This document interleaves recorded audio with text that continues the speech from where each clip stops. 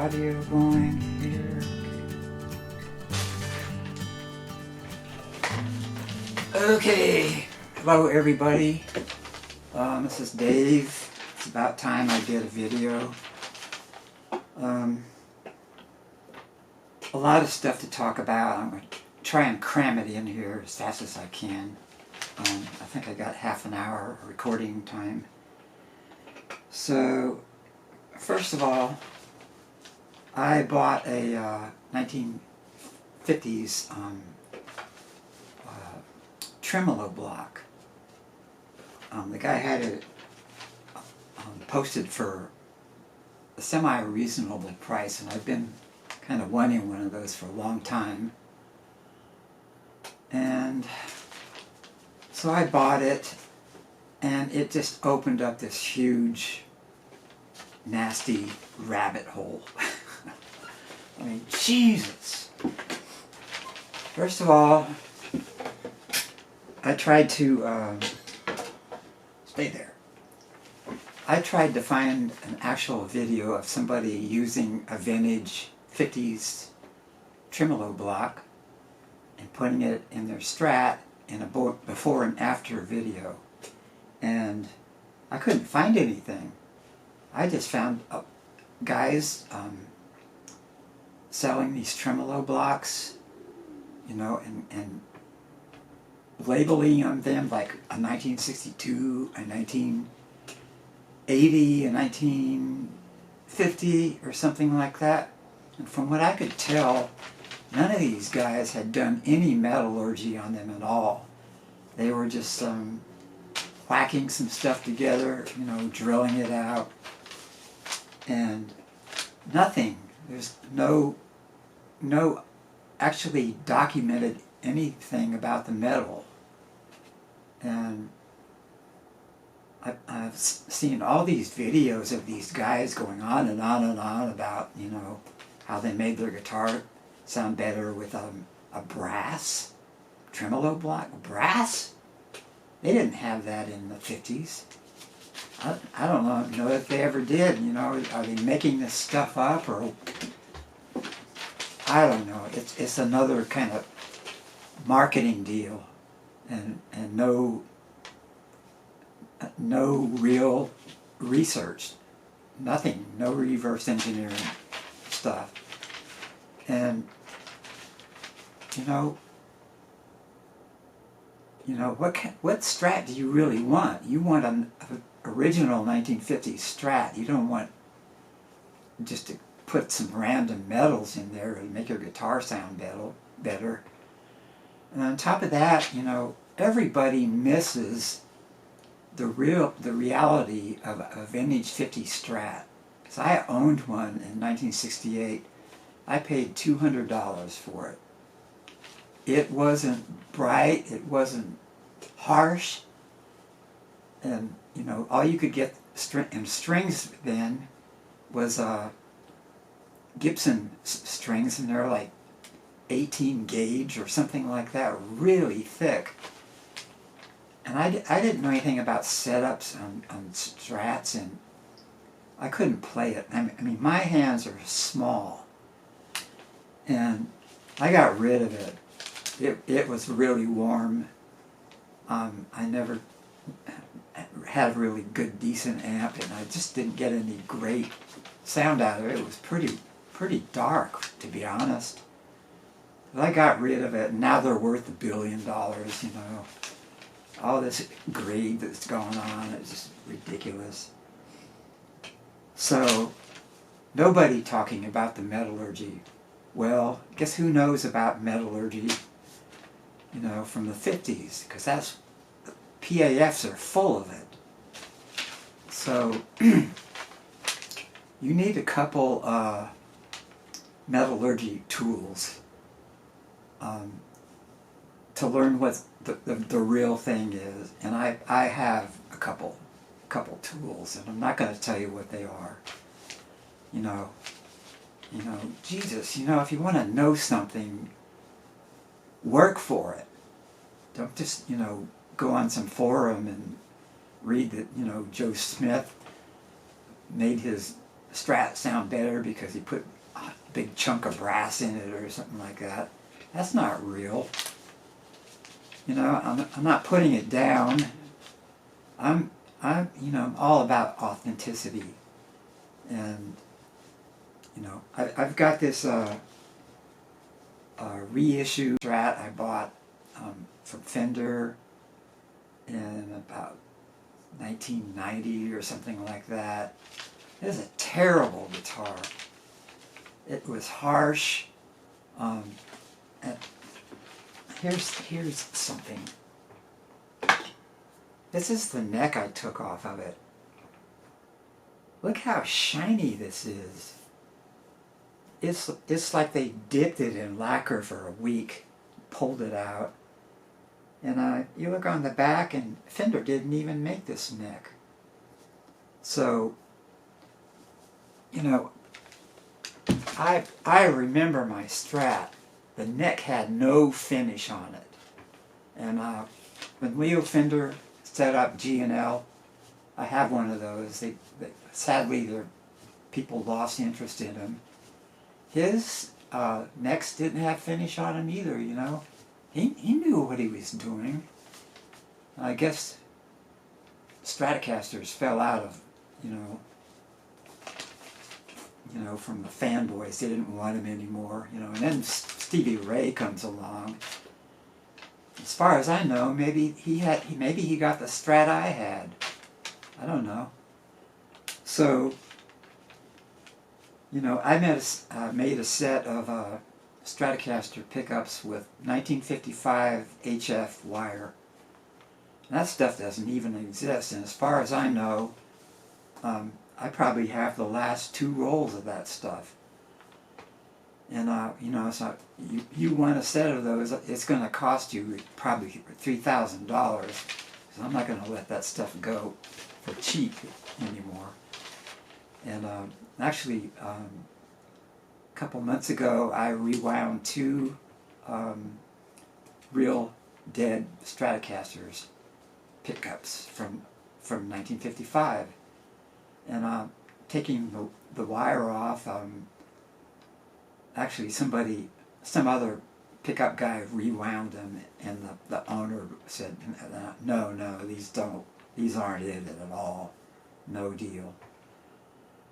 So I rewound them and sent them off. You know, I made them look like they did with, you know, the carbon potting. And how many of you even know what that means? Leo put carbon in his potting wax. And then later on he potted them in a different way, and I learned that too. So, you know, I always like to make things look real. So anyway, I bought a Warmoth fat neck because my Stratocaster had a big fat neck on it. And, you know, Fender doesn't copy that. They're like Gibson. They don't know what the hell they're doing. So, so anyway, I did my own metallurgy tests on this Tremolo block, and I misplaced it, so I don't have it with me right now, but I took a couple videos and a bunch of photos. You know, I'm going to be 77 real soon, and your memory just goes to shit. You know, it was here just a while ago, and I don't have no idea where I put it. I put it someplace special, and then God knows if I'll ever find it again. You know how that goes. And then, you know, I'm having cognitive deals going on. My balance sucks. I'm in a small, tiny little office here. So far I've not fallen and hurt myself because there's something to grab nearby usually. My wife had a really bad fall a couple months ago, and she can't even sit for very long. And you know, she does her postal stuff with our vinyl cleaner, the TurgiClean stuff we sell, and that business is suffering from Trump. People in this town are losing their houses. The food bank can't keep up with them. You know, I sure hope none of you voted for that guy. He is destroying this country on purpose. He's, you know, he was hired by Putin, and now he's got other people giving him billions and free airplanes, and he is just the worst this country has ever seen. And I'm not apologizing for my opinion, so let's stop on that.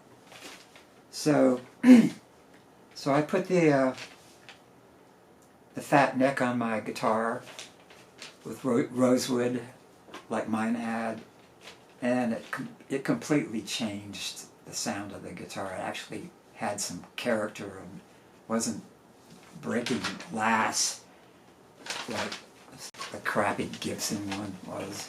And the ancient magnet wire really helped a lot. So, you know, I could sell you one of those, but it's going to cost you because you'll probably get the only other one. So, you can tell I'm kind of fed up with a lot of stuff here. So, I know what those tremolo blocks were made of, and I know the exact alloy, and that has the exact. I need to be careful what I say. It has the exact character of the keepers in PAFs, and you know, steel right now is nothing like the old steel. So I'm watching all these guys offering these totally unauthentic, you know, lookalikes and brass and zinc and all these other weird metals that were never in a Stratocaster. So I'm going to put this tremolo block in my Stratocaster and do a before and after video to you know, show what's real. Dropping my notes. Okay, so you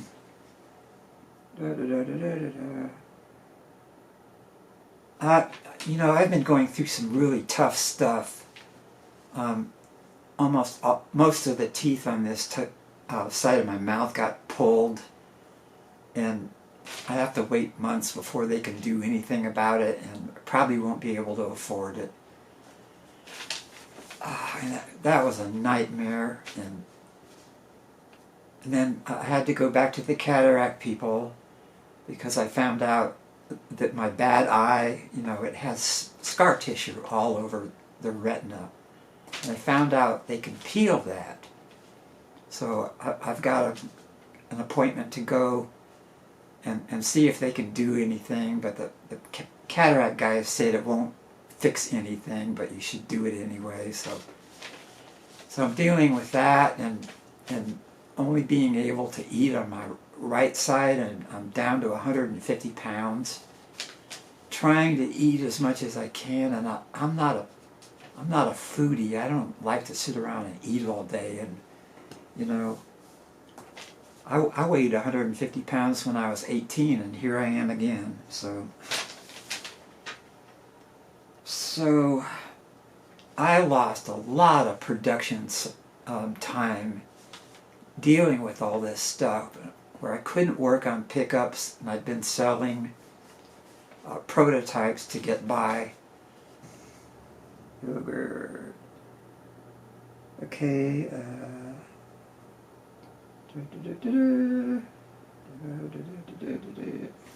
I've been talking to Dave Hunter about doing a book on my PAF work, and he goes, books like that don't sell. And he's right. He just came out with a Telecaster book. It's like another Telecaster book. You know, there was one done that's like this thick. It's the Bible. And on Amazon, he's sold about 40. It's not getting there. And I wanted to do a book that tells everybody how to make what I make, everything I learned. But if I did that, you know darn well there'd be some guy on a forum saying, "Oh yeah, I did all that too. I did it before you did." None of them did. I bought everybody's humbuckers way back then before I got deep into this. And I started getting people sending me their dead PAFs because I restore them for free. I don't charge you anything. All I do is put it on a video, play it, and then compare it to my work. So, I dropped my damn. Great. Oh, here it is. See? Cognitive fuck up. So, I was telling him, all this knowledge I have is going to die with me. I don't want that to happen. And my wife wants nothing to do with circulating it. And she could make some decent money off of selling it. It would be like a Bible of the PAF whole, story. Because I know everything about them. Except I don't know who made the base plates. I don't know who did the machining, on the parts. What's it matter? What matters is what that stuff was made of. And I know all of that. And I had that metallurgist helping me for like 5-6 years or something. I even, analyzed stuff from Mojo and other parts sellers, and none of that stuff was even close. So, okay, and here's the last thing. I'm going to sell my prototype for the A2 humbucker PAF replica. It was one of the oldest ones I ever did and one of the best ones. So I haven't come up with a price yet, but it's not going to be cheap. It's going to be up there with the Belden wire set, maybe even more because there's only one of them. I don't know why I called it the A2. That was kind of strange. But and I can put, if you want some relic covers or something like that, and you want a matching harness, I can do that. It's going to up the price, but you can buy it, and it's going to be pretty soon once I figure it out. And I think I really need to do a demo of them because they haven't been played in over 15 years. So yeah.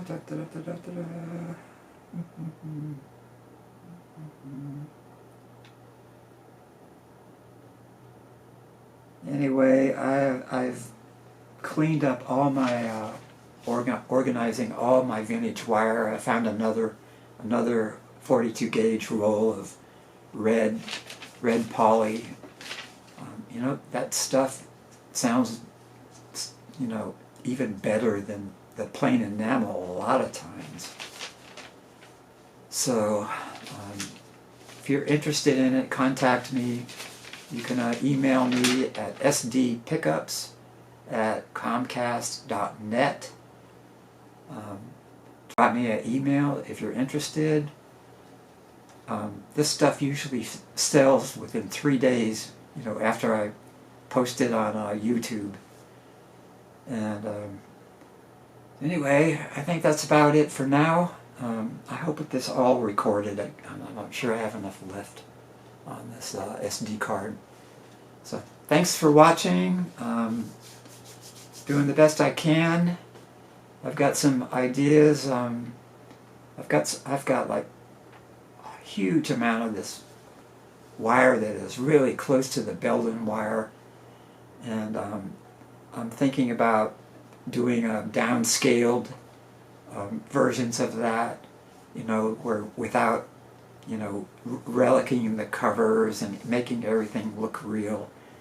That stuff takes, it can take me 60 hours to make one set, and it's a burnout. It's hard work, and I need to be able to make more product and not kill myself doing it. So that's all, folks.